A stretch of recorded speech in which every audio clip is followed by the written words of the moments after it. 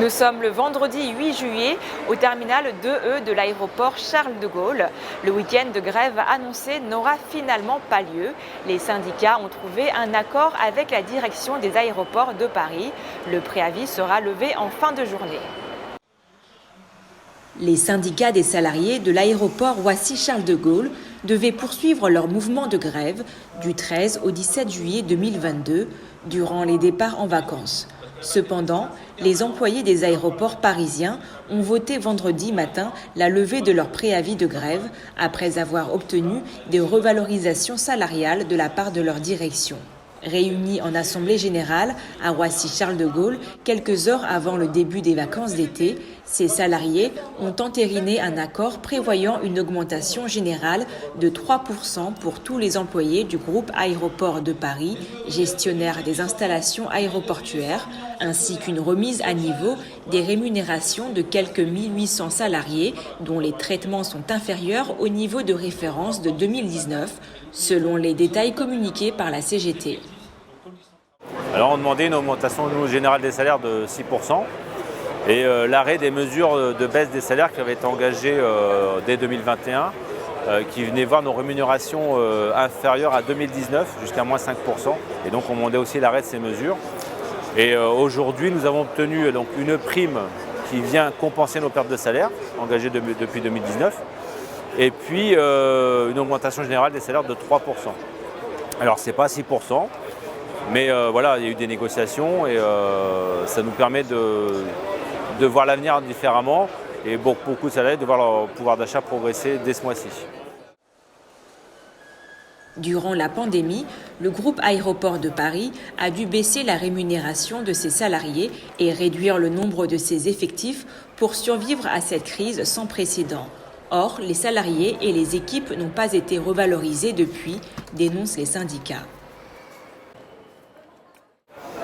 Ils nous invoquent les incertitudes sur l'avenir.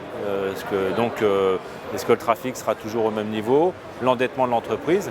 Sauf que l'endettement de l'entreprise, il est lié à des investissements à l'international qui ont été engagés en 2020, puis au moment de la crise, 1,2 milliard en Inde.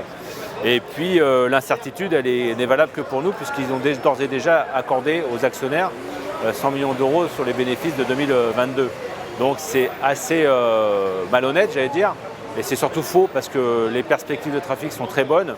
D'ailleurs, le PDG d'ADP a dit qu'il avait un réservoir de plus d'1 an et demi de voyage. On n'a pas encore le retour des faisceaux asiatiques. Donc, nous, on est plutôt optimistes et c'est pour ça qu'on espère bien que cette évolution des salaires continuera. Le secrétaire général de la CGT Aéroports de Paris, Daniel Berton, constate que le trafic estival actuel, sans voyageurs asiatiques, est équivalent à celui de 2019. Actuellement, on a le retour de 2019 sur le trafic estival pour Roissy et Orly aussi largement. Mais par contre, sur Roissy, on n'a pas encore le retour des faisceaux asiatiques et notamment de la Chine, puisque l'ouverture des frontières est très lente. Et on a beaucoup d'absence de touristes chinois, c'est vrai. Et donc si aujourd'hui on avait des faisceaux asiatiques, le trafic serait encore bien au-delà de ce qu'on a aujourd'hui. On peut dire qu'on attend avec impatience ce retour, parce que c'est toujours bénéfique pour tout le monde, et puis même pour les premiers touristes à venir en France.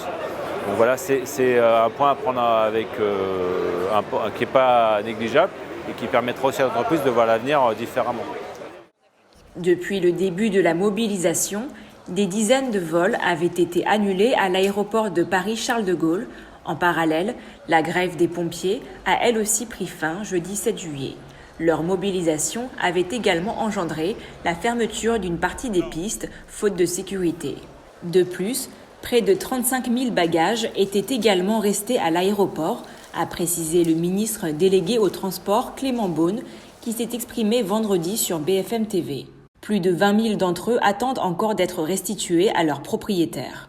Le ministre délégué au transport a dit qu'il faisait tout avec les entreprises, notamment le groupe ADP, pour éviter des mouvements sociaux qui menacent de perturber le transport aérien cet été. Des mouvements sociaux. Et ma priorité absolue, c'est bien sûr que ce dialogue se poursuive, mais c'est surtout que les vacances des Français et des touristes, on a une saison exceptionnelle qui est en train de se profiler, ne soient pas perturbées. Et donc j'y mets tous mes efforts pour que dès ce week-end, qui est le premier grand départ, ça se passe bien et je suis confiant.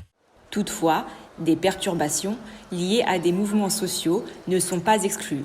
Les salariés des entreprises sous-traitantes opérant sur la plateforme Roissy-Paris-Charles de Gaulle maintiennent un préavis de grève qui court du 13 au 17 juillet. Alors le 13 juillet, il y a un appel interprofessionnel, intersyndical sur la plateforme parce qu'il y a aussi beaucoup d'entreprises sous-traitantes qui sont toujours sur le coup aussi de baisse de salaire ou de non-revalorisation par rapport à l'inflation et qui attendent aussi, elles, d'être traitées de la même manière, j'allais dire, que nous ou d'autres. Et je pense que le fait qu'aujourd'hui qu'on ait obtenu aussi ces avancées pourrait permettre dans ces entreprises de voir leur progression salariale. Je les comprends, mais je ne comprends pas la manière de protester.